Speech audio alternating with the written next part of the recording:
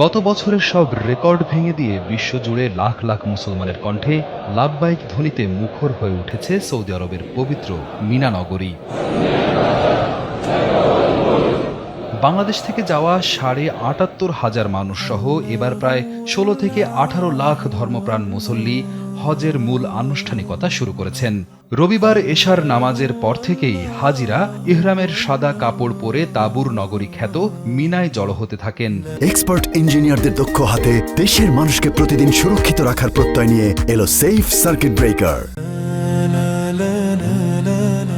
নিয়ম অনুযায়ী সেখানে ৮ জিলহজ সারাদিন ৫ ওয়াক্ত নামাজ আদায় ও রাত্রি যাপন করবেন তারা। এরপর মঙ্গলবার ৯ জিলহজ তারা রওনা হবেন ঐতিহাসিক আরাফাতের ময়দানের উদ্দেশ্যে, যেখানে মসজিদে নববীর প্রধান খতিব শায়েখ আলী বিন আব্দুর রহমান আল হুদাইফি হজের বিশেষ খুতবা দেবেন।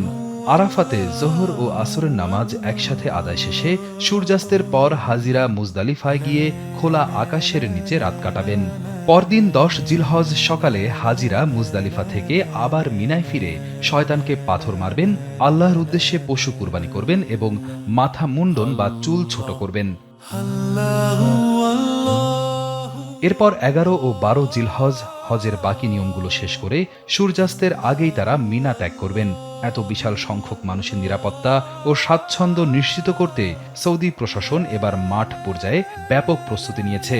দেশটির বিশেষ নিরাপত্তা বাহিনীর প্রধান মেজর জেনারেল মনসুর বিন নাসের আল ফায়েজ জানিয়েছেন, সব সংস্থা মিলেমিশে কাজ করছে যাতে আল্লাহর মেহমানরা অত্যন্ত শান্তিতে ও নিরাপদে হজ শেষ করতে পারেন। রিয়াদ হোসেন, কালবেলা।